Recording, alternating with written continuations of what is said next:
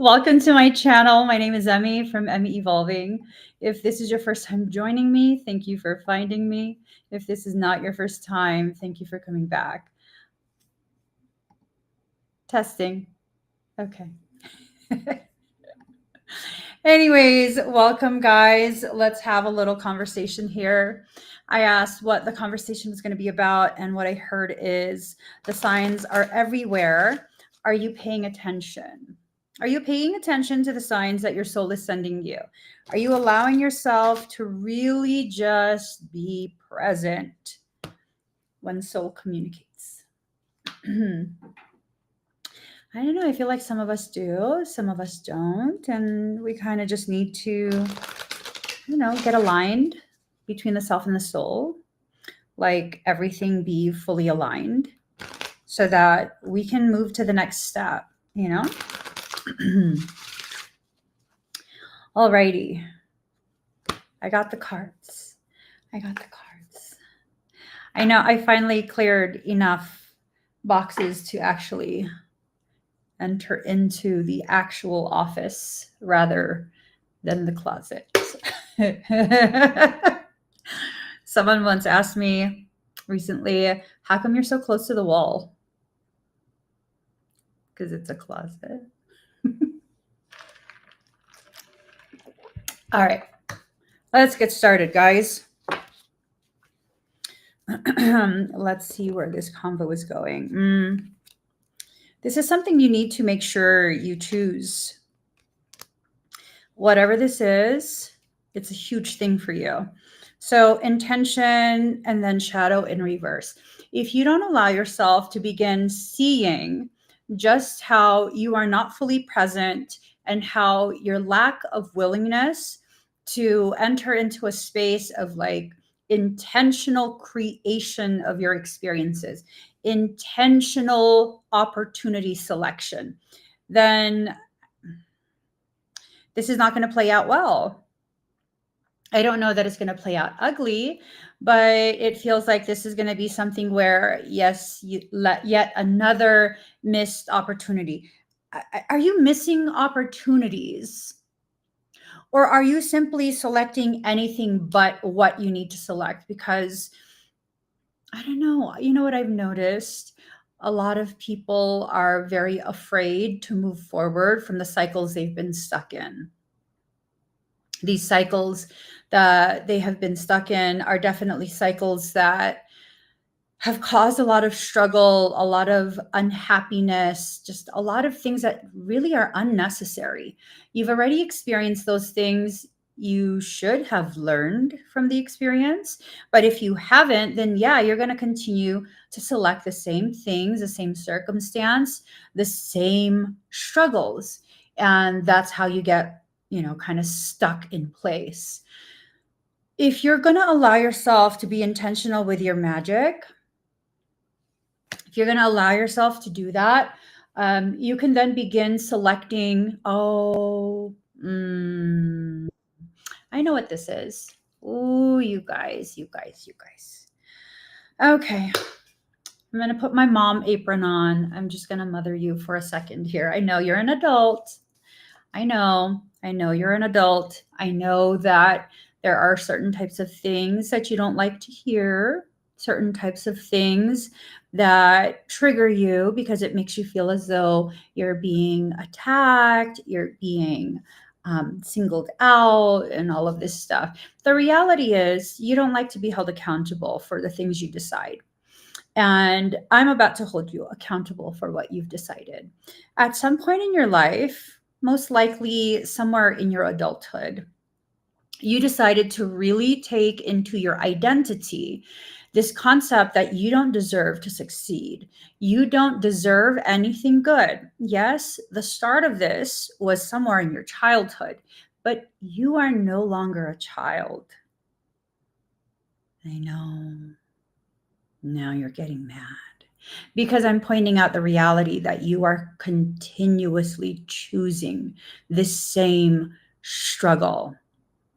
You continuously push out into some future event, some far-flung space that you're probably not going to reach because you keep holding on to the same space you're in right now.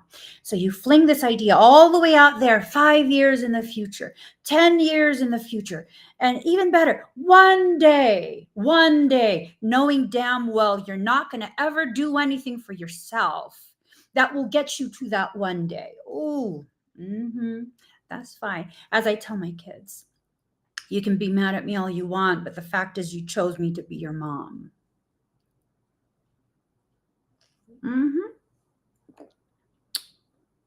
They did.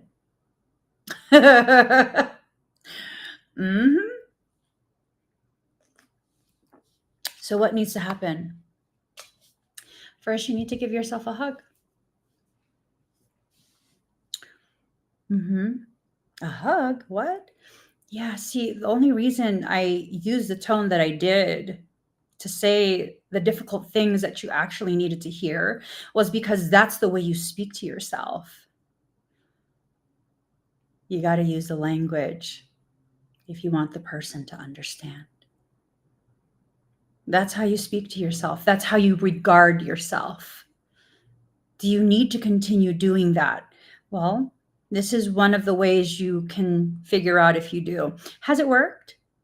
Has it gotten you anything that you wanted so badly? Has it helped you to heal in some way and get past something that you are consistently destroyed by? Just the thought of it destroys you.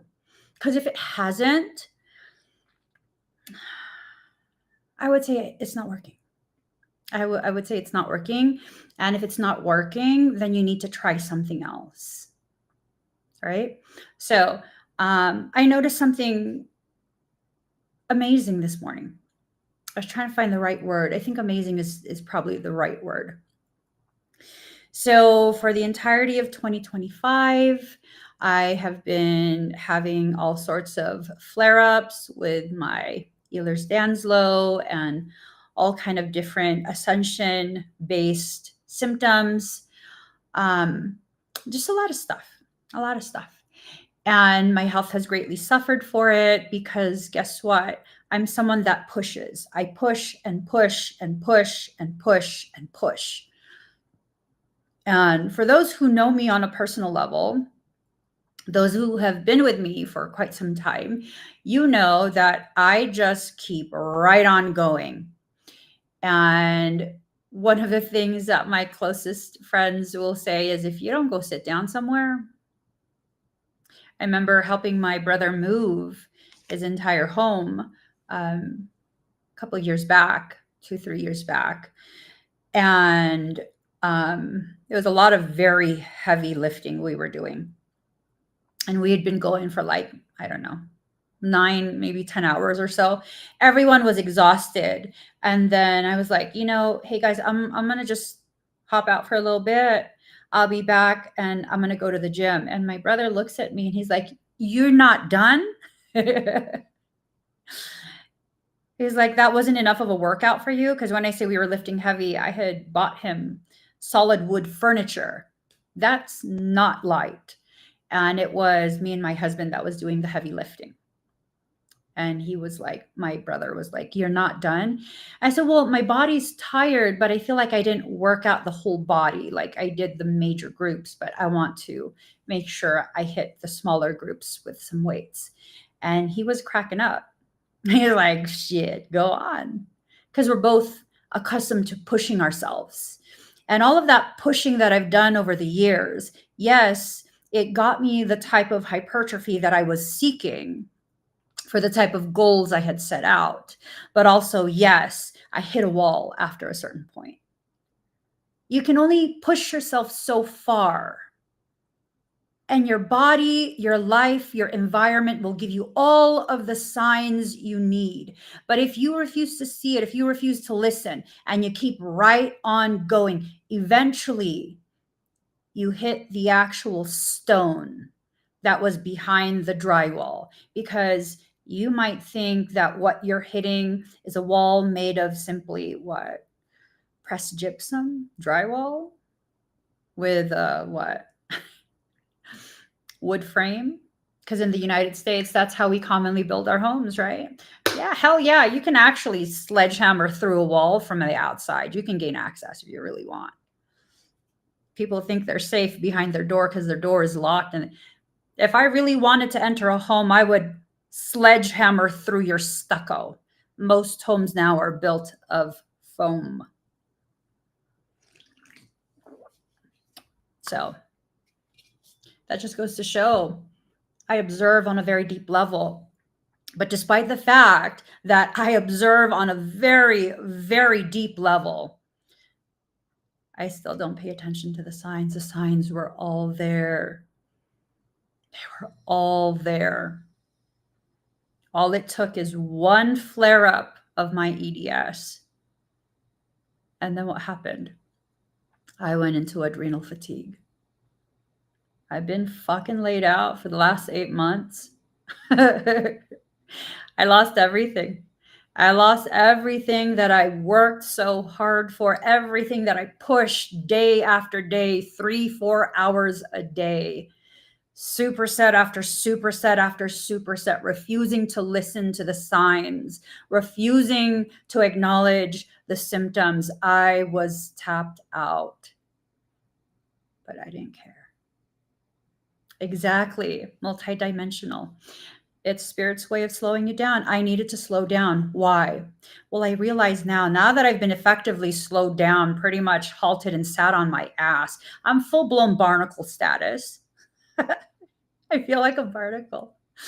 For the last 8 months, I've been forced to slow down. And guess what? All that hair loss that I was having, it slowed down quite a bit. It slowed down quite a bit. And I realized in that slowdown, I convinced myself so thoroughly that I was working towards a goal, and that goal requires you to push. You see, sometimes when you're really smart, and unfortunately, I'm one of those, you can hyper intellectualize your coping mechanism. You can affix these fancy labels: driven, focused, disciplined. In reality, all I was doing is running away from a process I, on some level, already knew was happening. What is that? What was happening? Memories were returning, additional memories from previous existences. They were returning, and I didn't want to remember. So as I'm laid out for the last 8 months, my focus is going elsewhere. I'm no longer running. Instead, I'm diving deep. I'm observing what needs to be observed. I'm listening to the body. I'm listening to the mind. I'm sitting in the stillness that I need to sit in. Why? So many of us are so afraid to be in stillness, to be in silence, to experience solitude, because guess what? The truth is no longer distorted when you sit in that space. Mm.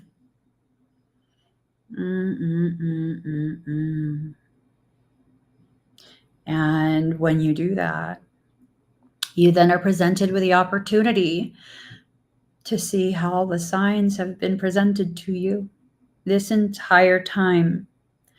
All the signs were presented to you. What you do with what you're presented is completely up to you. But if you allow yourself to recognize your soul is inviting you into the next part of your life, your soul is wanting you to no longer be upside down in your perception of what your shadow is. I regularly laugh at the people who have allowed themselves to be convinced by the actual frauds who have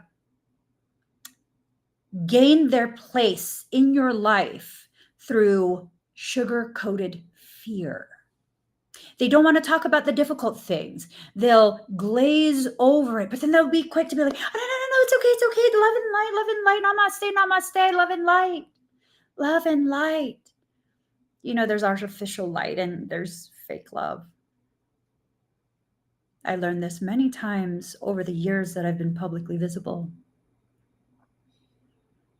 Why am I so triggering for people? because I'm honest in a way that you need, not in a way that you want. It's triggering. It's like you sit there and you don't even comment.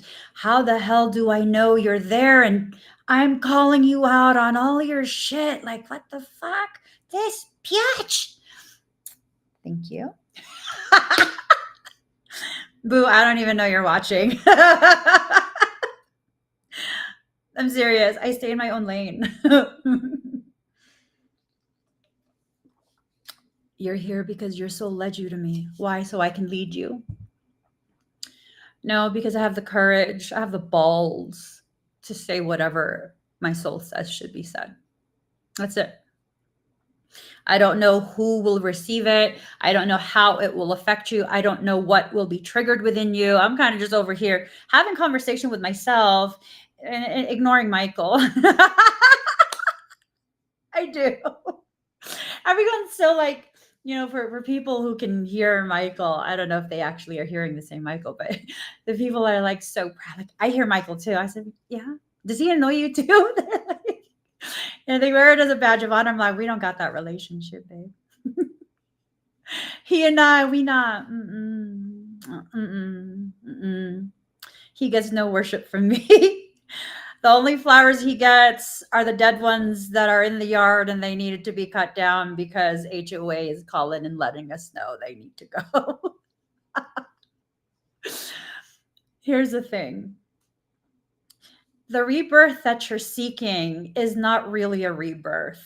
The rebirth that you're seeking is a re-entry into the womb so that you can reconnect with the reality of who you actually are. You don't need to become a different person. It's a different person that you became the moment you began listening to everyone else that is needing to be undone. The truth of the journey of ascension is not about ascending to become the master of blah, blah, blah. It's not about becoming the greatest version of yourself and all of these things that you've learned and this and that. The truth of ascension is that it's simply the process. It is simply the process of you undoing all of these programs that have been instilled since childhood, programs that have convinced you that the person that you entered into this world, into this life already being, is not enough, is too much, and makes people feel uncomfortable. What always kind of confuses me about society, because I feel like I'm an outsider. I feel like an outsider in this world, and it doesn't make me feel bad anymore. It used to like tear me up. I'm just kind of like, I'm not like you. I'm sorry. I'm not saying I'm better. I'm just saying I understand I'm different. I function differently. So one of the things that I don't understand, if you're uncomfortable with me, why do you keep coming around me? Like, this concept of you're offended. Well, let me put it in first person perspective. I'm offended by you. And so now you have to change. I'm not going to remove myself from that. You have to change because you're wrong, because you're offensive. I would think I was being stupid with that logic. Like, if something offends me, if something feels unsafe, I leave. I remove myself from that. Because that's what you're supposed to do. I don't know. I don't know. To me, it's just like, I don't know. For me, that's common sense. And my husband always reminds me, the way my brain functions, the way I see the world, the way I see life, the way I see my place in my life, it's not common sense. It's not common sense. So, like, when you feel like something's not working and you're expecting the circumstance to change in response to your discomfort, to me that is absolutely the equivalent of trying to take a mallet. I have a little tiny one. You guys remember my little tiny mallet? Trying to take a mallet to destroy a concrete wall. If that rubber mallet is not doing anything to the concrete wall, will it change the circumstance if I just absolutely crash out, tantrum towards that wall? If I go around and tell everyone, this wall is being so mean. I don't know about you guys, the mallet don't work. Well, first I'm gonna look at the mallet like, I don't think this is gonna work. Rubber versus concrete? I don't think that's gonna work. And then I'll get out a regular hammer and I'll look at it and I'll be like, metal against concrete, it might, but that's so small. I think I'll hurt myself before I really make it down. I might make chips out of it, but I don't think that will work. What should I get? I'll get a heavy ass sledgehammer. And I'll be like, yeah, no, this will work. This will work. Fuck yeah. And then I'll start swinging. I'm not going to tap on it because you have to understand the amount of effort you place into something must be appropriate for the something that you're dealing with. Tapping on it with a sledgehammer just because you have the right tool, but you're not using the appropriate level of intensity and commitment to that is not going to work. And yeah, it has to be the appropriate level of intensity and commitment because I could swing that sledgehammer as hard as I can, but if I don't commit to that, I'm going to hurt myself and it's going to rebound off the wall. You have to fully commit. You have to see the swing all the way through. I don't know. To me, that's common sense. That's why I say the way I think is not really that common unless you're also a quantum divergent. Trademark. No, seriously. Unless you're also a quantum divergent. Yeah. See, the way you see things is what greatly determines the way you will experience it. Because I see things and I don't see a problem. I see something that's asking me for a solution. If you see something and you see a problem, and now you're programmed to see a problem as a roadblock, yikes. It's like you see a box in the middle of your path and you're like, oh, my car won't fit. Oh my God. Oh, who put this box here? Yeah. True story. My husband would be like, who put this box here? And I would be like, just fucking move it. Who gives a shit who put the box there? Move the box if you can't fit. I'm just saying. Are you going to waste time? You're going to waste time on like, who put the box there? Why did you put it here? I'm already pushing that box out of the way. I need to get through. And maybe this is a big aha moment for me. Maybe I function in that way because I'm no longer apologetic for knowing what I need to do. Ooh, shit. Oh, shit. Oh, wow. Are you existing in a space? Let's like really break this down, right? Are you existing in this space where you're like, you need to ask who put the box there because that way you can ask them, oh, why did you put it here in the middle of the fucking walkway? Why did you put it here? Is it okay if I move it? Is there anything breakable inside? Are you, don't be mad. Is it all right? I'm over here just like, hey, I moved your box. It was in the way. Because,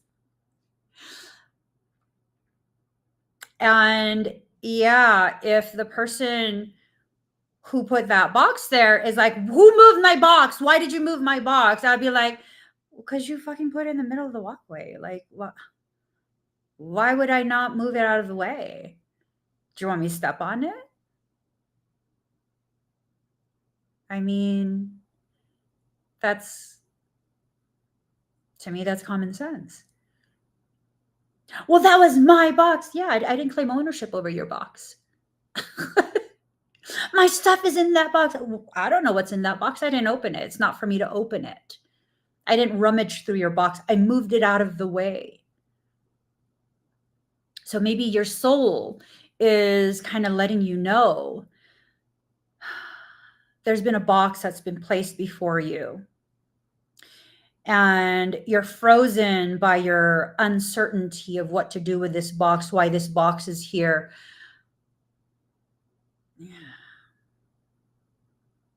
Is it because you're still in that space where you're apologizing for knowing what you need? If you need to get through, then you need to get through. And no, it doesn't mean that you need to be in a space of confrontation with someone else. Scooch it to the side so that you can get through. You don't have to like kick it. You don't have to pick it up and throw it. I mean, those are things that come from a space of anger. Why are you angry about having to implement the solution that you know is a feasible solution? That's like the equivalent of the person who placed the box, the blockage in front of you, being angry that you moved the blockage. So we're speaking in analogies, right? Let me apply it into real life. You move the way you moved, so I moved the way I moved, which is what? Completely in a different direction. Play your game by yourself. But you're supposed to talk shit back. I'm talking shit about you. You're supposed to talk shit back. No, I'm good. I don't know you, boo. I don't know you. You see, when I don't like something, when I don't like someone, I don't sit there in that space continuing to talk shit the way most people have learned to do. I'm out. Why? There's a lot of things I want to accomplish in this life. Being the bigger asshole is not one of them. I already know I can do that. I already know, like, if I really want to be an asshole. Oh my God.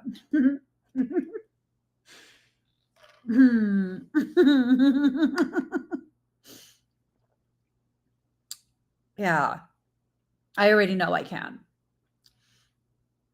I already know I can. Abso-fucking-lutely. I already know I can. Remember that one guy, that elder op? Like, I was minding my own business, working out at the gym, and then he decided he was going to triangulate me and try and bully me to where, like, he was all confrontational with me and tried to yell at me at the gym because I had measly ass 10-pound weight, a set of 10-pound weights, a set of 20-pound weights. There's multiple sets of these weights, okay? And he was upset. He said I was using all the equipment.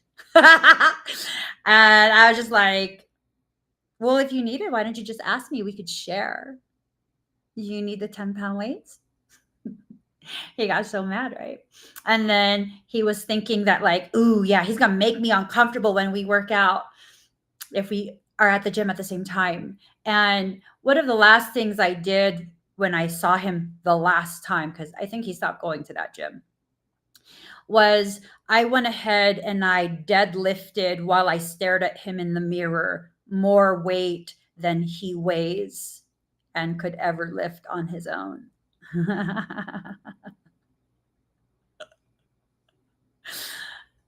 And I wasn't even supposed to do deadlifts that day. I just wanted to assert some female dominance. Yeah. Yes. Uh-huh. When he embarrassed. And then he saw the manager was super cool with me and we're talking about competitions. And then he realized how stupid he was for trying to shoehorn me into his perception of being some type of female influencer because I was practicing moving through posing in between my sets for maybe 5-10 seconds. He thought I was checking myself out. No, I'm socially awkward and I'm getting myself accustomed to moving in front of other people. Yeah, it's not about checking myself out. So he felt embarrassed. I think the caker was when this one dude who also goes to the gym and he's like really swole. He was super duper big. I'd say he's maybe 225 pounds, just pure muscle. And he calls me over. He goes, "Hey, I heard someone was trying to mess with you." And in a regular tone voice, loud enough for him to hear, I said, "Yeah, it was that guy right there." And I pointed at, he looked at me, made eye contact in the mirror. "Yeah, that guy right there, he thought he was going to bully me off the cables."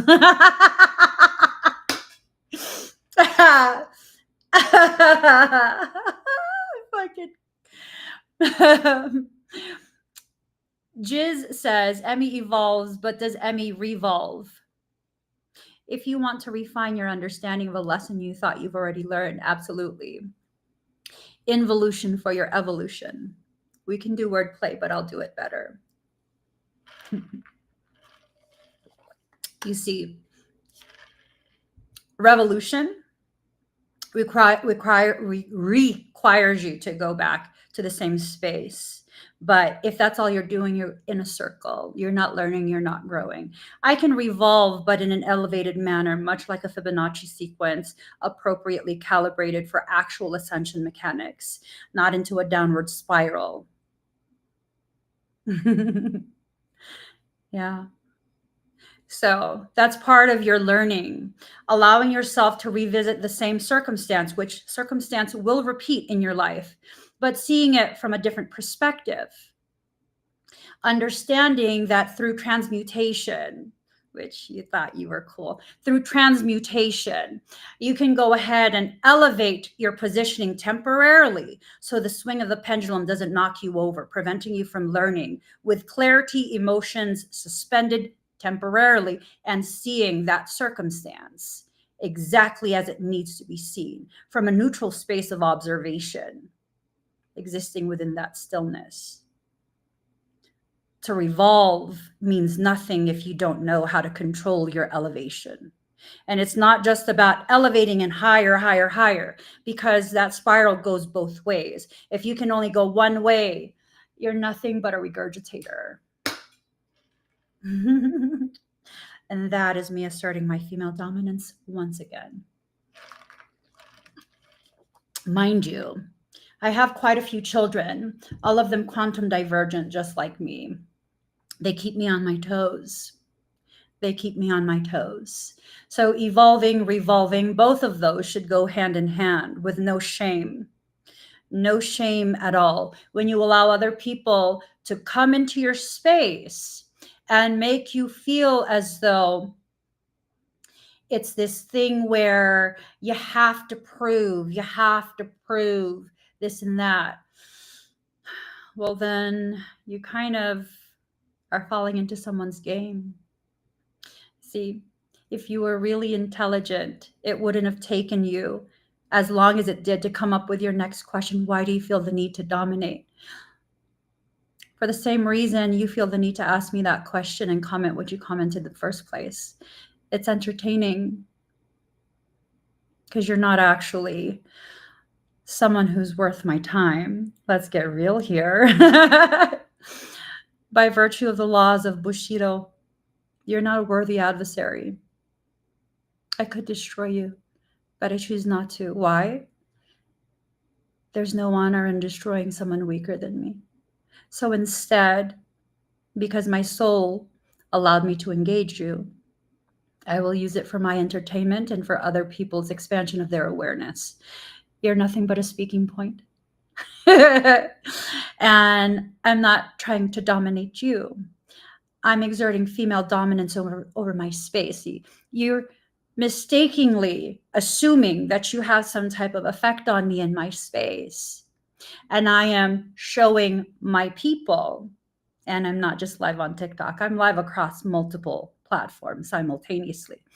I'm showing multiple people who are open to receiving female dominance for me, as defined by me, is exerting my power over my space and not allowing anyone else to dictate where my conversation goes, where my attention goes, and how I feel about myself. The first comment was a loaded one. Unfortunately, you misfired. Failure to eject. Baby, you came with a 22 LR while I'm over here with NATO 556. You thought you were well armed. What are you hunting for? Bunnies?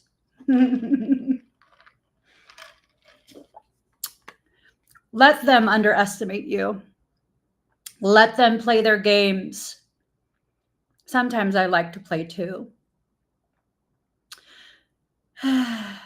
Game over. Time to get back to work. I actually have a session that's about to start soon. So foundation, cycles, and boundaries. Boundaries was up, right? So at your foundation, you need to make sure you no longer allow these upside down cycles, right? How do you do that? By exerting boundaries. Notice how I was not emotionally moved. I am getting a little bit jittery because I'm drinking black coffee. Yes, it's not excitement. It's the caffeine in my black coffee. I think I might have used the wrong fucking coffee grounds. I'm supposed to use the coffee grounds with the mushroom blend in it, like for mental focus and stuff.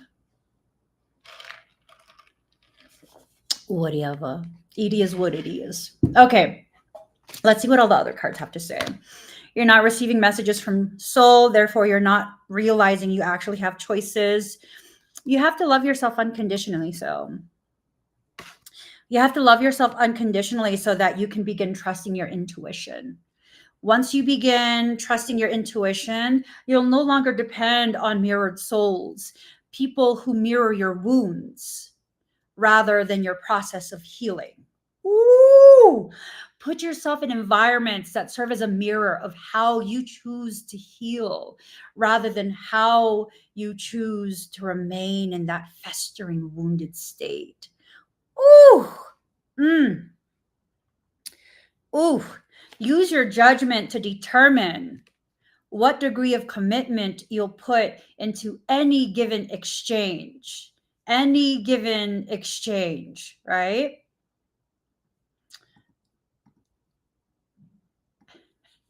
Hold on.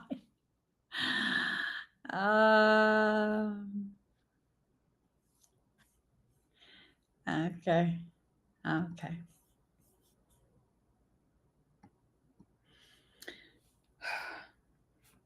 Okay. So you're coming to a space of realization, of awakening, right?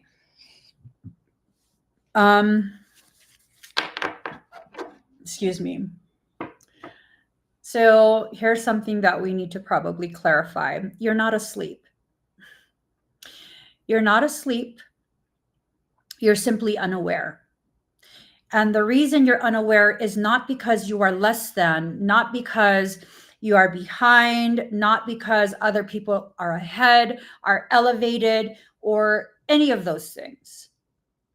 The only reason we, as an awakened species, we are all awake. The only reason we, as an awakened species, is struggling through this process is because the information and the reality of how that information should be appropriately and very healthily applied to our journey. It was taken from us. It was convoluted, involuted, and then re-released. What we are living through right now as an awakened species is this phenomena where people who have no idea of the gravity of the words that have been shared through papyrus, through clay tablets, all of these very ancient teachings, they have taken snippets. They who are evolved, they who are the spiritual gurus, they've taken these snippets and they've used it to manufacture their own elevated existence. Did you know? This is important for us to know because I have so much love for my cousins over in India. A lot of the spiritual stuff that y'all repeat, regurgitate, that comes from their culture. It comes from ancient esoteric texts, manuals, Mahabharata, Upanishads, Vedic texts. These are sacred words that have been taken and bastardized. And then it's spread far and wide across social media. And if you say these terms, if you speak about these topics, suddenly you're evolved, not realizing you've been given falsified information to ensure that your beliefs, your practices force you down that spiral. That is the Fibonacci sequence. It was inverted because when you spiral in that way, you go down in frequency, not up. This whole concept, and this is, you guys hear me talk about this quite a bit, this whole concept of high vibration, high vibes only, because of the laws of reciprocal reflection. A higher vibration is not what you want or need. It's inverted. A high vibration inverts your frequency. It lowers your frequency. And if dimensional fields of consciousness are made of frequency, guess what? You've lowered your access. You've phase locked yourself into a lower space, a densified space. You pair that density with the elevation of emotion because your ascension mechanics are going to continue. But if you're forcing yourself to exist in that densified space, guess what? It fractures you, it fragments you, it makes you hate parts of yourself. And then you insert yourself in environments that fan those flames. What do I mean by this? How is this applied? It's simply a concept that I'm speaking about right now. An application of this concept, how it plays out. You hate your shadow. I have to do shadow work. I have to kill my ego. Why? That's like saying you have to kill your pinky. For what? What did that pinky do to you? I mean, yeah, sometimes it sticks out. Sometimes it gets stubbed and that shit hurts. Why you need to kill that pinky? It's a part of you. It's a part of you. The last round of bullying I received was a year ago. And I had thousands of people trying to convince me that I should hate myself because I have dark eyes. I was born like this. You want me to hate myself because my eyes are dark? My eyes are the darkest of the whole family. They're like, I don't know, they're almost black. Even in the sun, it's hard for you to see my pupil. You want me to hate myself about something I can't change? Oh no, it's your wickedness. You're of shadow. What? Everyone has shadow. Shadow's evil. You know, the most sacred space on earth, the most sacred stargate allowed to exist on earth is enshrouded in shadow, complete darkness.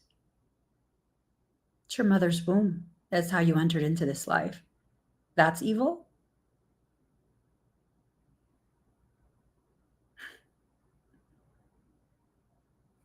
Not knowing who you are prevents you from understanding what you're being shown is a sign.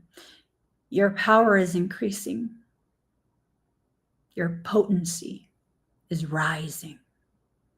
The intensity of your purpose, the beauty of you is being witnessed, and it's making insecure people feel even more insecure. That's all it is. That's all it is. So I look back at that short period and tried really hard, really, really hard to get me to see myself in the most distorted way.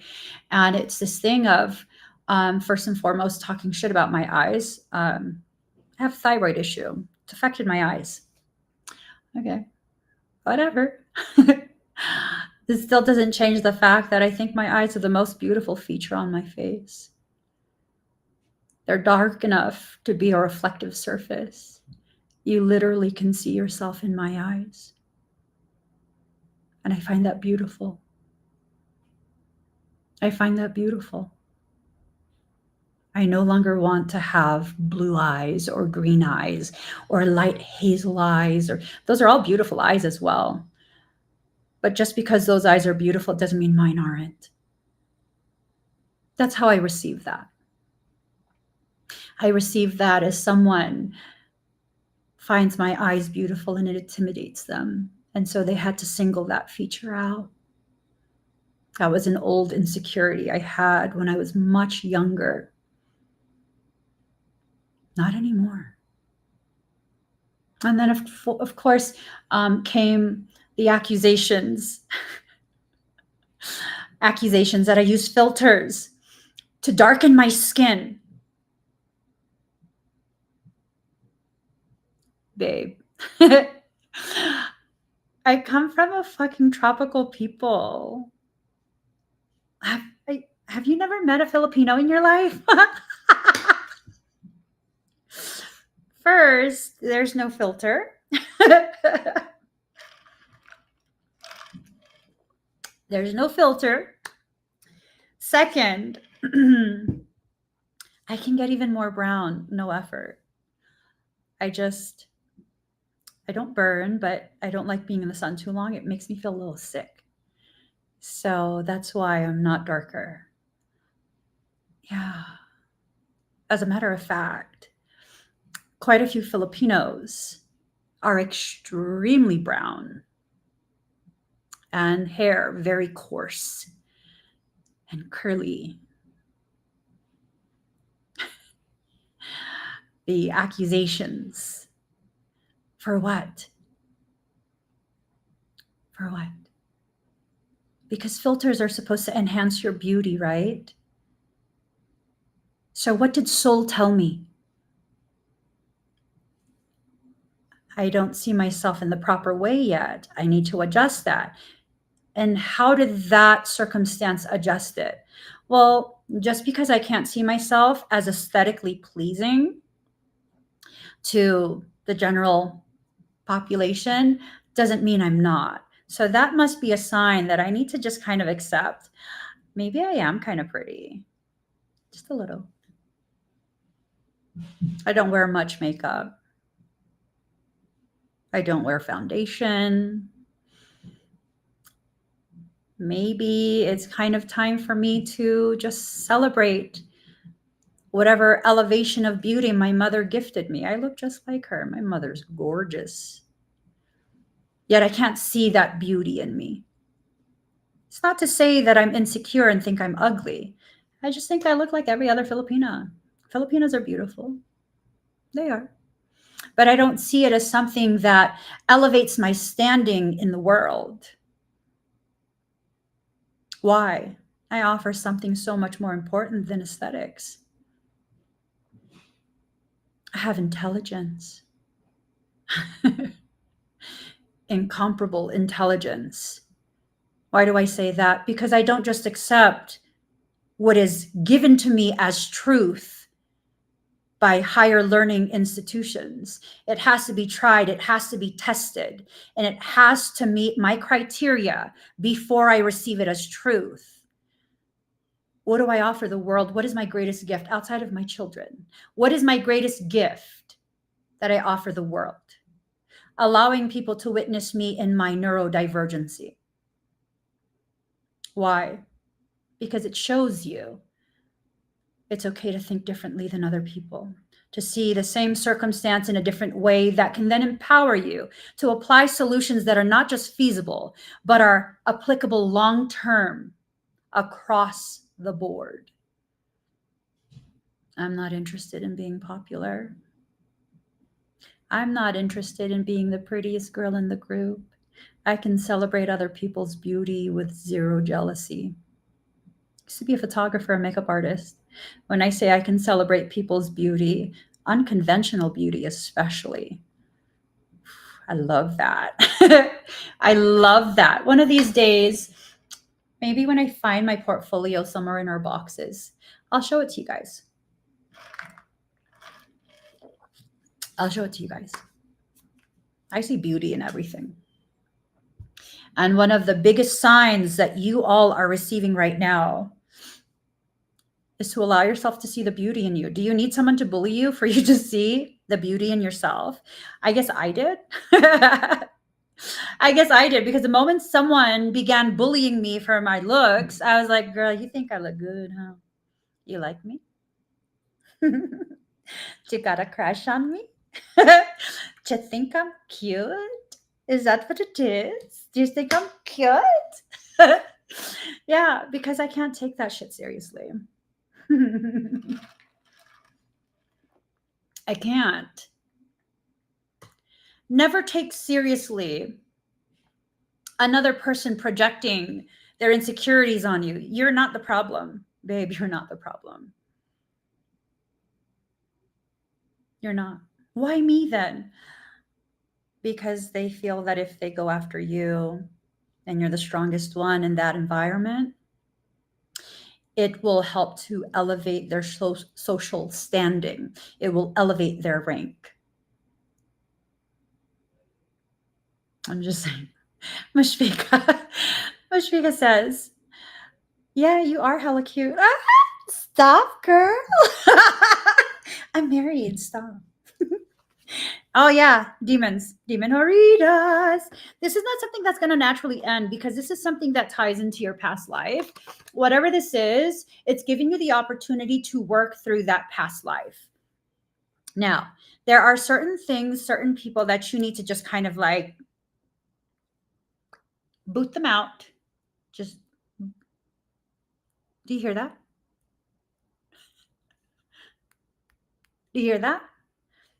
Potent. Potent. Yeah, no, you kind of just need to separate yourself from that so that you have space in your life to allow the healthy in. Okay? Allow the healthy in. We got these little demon horitas. What do you need to do with them? Not a damn thing, babe. Leave them alone. Don't engage them. Don't try to correct them. Just let them keep watching you and look good as they observe. I'm telling you. I'm telling you. What is one of the things that I sometimes will do when an insecure person makes it known that something about me makes them insecure, and now they've chosen to target me? Well, if there's any mention of my looks, you know what I do? I put lashes on, I do my makeup and my hair, and I allow myself to be extra super cute, because, babe, that was my profession in a different life. When I say I can contour the fucking shit out of my own face, play up my features, no one has ever been immune to the effects of double stacked, staggered lashes. I'm saying. And then I go for the kill with a slow blink. With lashes on. It drives them nuts. It drives them nuts. And I continue doing that until they can't take anymore. And they either realize I'm not that bad. Maybe they do like me. Or they can't take it, so they just have to go away. They can't stand me.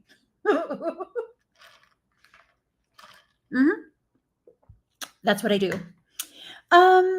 Eyelash glue recommended. My current one, Duo. This is a clear glue. And I love this. Don't get it in the squeeze tube. It's Duo. Quick Set Duo. Don't get it in a squeeze tube, because this has a little paddle. You see that? It's like a silicone paddle. It's not a brush. And then you just run it across the rim of your lashes. So that way you don't get clumps. And it just puts it exactly where it needs to go. And then what I like to do, once it's affixed, not only do I clamp my lash and the strip together, before I clamp it, I go ahead and I push it in So many of us have that extra skin on our lid. If you take the lash and you push it in slightly, that extra skin will flap over. I'm giving y'all all my fucking tricks right now. That extra skin flaps over the band and the entire band is now hidden. You're welcome. And if you use like a wispy natural one, so this one, I love this. They're wispy natural lashes. People think I just have mascara on. And if you don't want to wear lashes, but you do want to like let motherfuckers know you a baddie, what I would do with your eyes closed, you take translucent powder. Yo, I used to be a makeup artist, freelance with published work. You take a fluffy brush, you dip it into translucent powder, and you knock off whatever extra, and you go ahead and you coat your lashes. Make sure you get from the bottom. So you go brush up like this, brush down like this, and it will coat your lashes in some of that. You don't even need that white extension gel or whatever the heck that is, the primer. You don't even need that. So I moisturize my face really well. I get it into my lashes and I give it time to absorb into my skin, maybe 5 minutes or so. And then I take a brush and I do that to my lashes. And then I apply my actual mascara. So you do that and it prevents fallout because it grips onto it. It prevents fallout and then it actually extends it. If you want to get real into the nitty gritty, you go ahead and you place something right here to catch the fallout. So let's pretend that this is, you go like this, you close your lashes and you take black or whatever color. My hair is black. So I'll take black eyeshadow and I'll do that again. And then I'll go ahead and I will put more mascara. Oh my God, it works so good. And you, by technicality, can state you don't have any false or extension lashes on. That's how they do a lot of the mascara ads. That's what they do. When I say I was a makeup artist, some of my clients for makeup, L'Oreal, Rimmel, did I do Revlon? I don't remember anymore. It's been such a long time.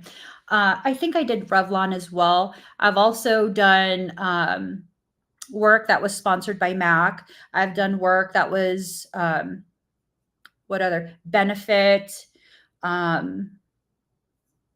God, it's so long. I can't believe I've forgotten so much. But yeah, I do that. I use a powder as all the lashes I find are way too wide. Cutting them didn't help too. If Sea Ocean Soul, if you look for lashes that are specifically marketed towards Asians, I think you'll find that it works a lot better. My eyebrows, I powder it first. Same translucent powder. I get it all up in the lashes. And then I go ahead and I apply my pencil, which is actually a gray. It's a slate color rather than black. And this is my natural shape. I don't pluck anymore. I stopped plucking in high school.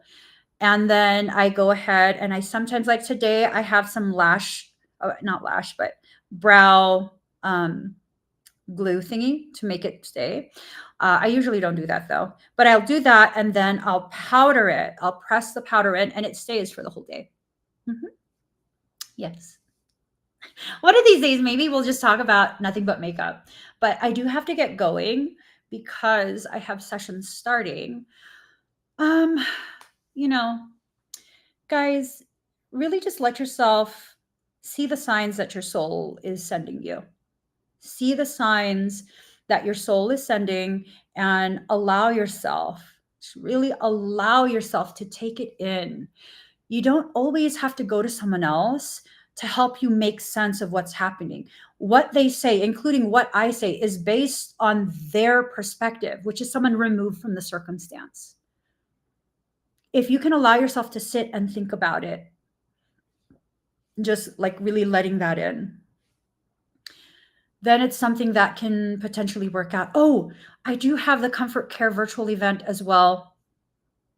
Thank you, Lindsay. So the Comfort Care event is a virtual event that's not going to be publicly broadcast. If you have chronic pain that you struggle with, chronic health conditions that you struggle with, and your doctors, your medications are not helping very much, the Comfort Care meditation should be something that could be very beneficial for you. All you have to do is click on the link in the comments or the QR code on the screen. For those who are on TikTok, you can click on my bio and then look for the Comfort Care event. So click on the link in my bio, the Hubi link, and that will take you to all my events and updates. I gotta go. I also have the Morphogenetic Fundamentals workshop. There you go. If you'd like to learn the system that I teach, Kokoro 33 is my academy. K33academy.com is my academy. If you want to learn what I teach by way of quantum divergent learning system, because I understand different learning disabilities. I myself have them. I know how to teach in a way that helps you master the concept rather than memorize. Mastery and applied mastery is something that I specialize in teaching. So what do I teach? Aura spectra bioregenesis. That is a very, very ancient system. I came into this life just remembering and knowing how to utilize. And I've paired it with all of my different interests through my lifetime. So I'm very medically inclined.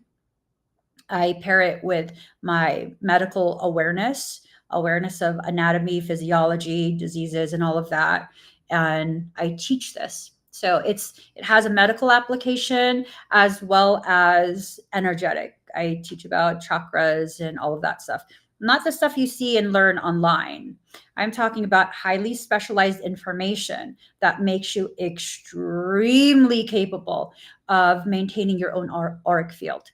So for those who have asked me about my certification program, because I do run a certification program, the Morphogenetic Fundamentals workshop is the prerequisite for the actual certification program. So if that's something that you want to sign up for, you can do that now on my Hubi link for those on TikTok. And also for those on all other platforms, you can find it by clicking on the link in the comments or the QR code on the screen. I gotta get going, guys. I loved conversing with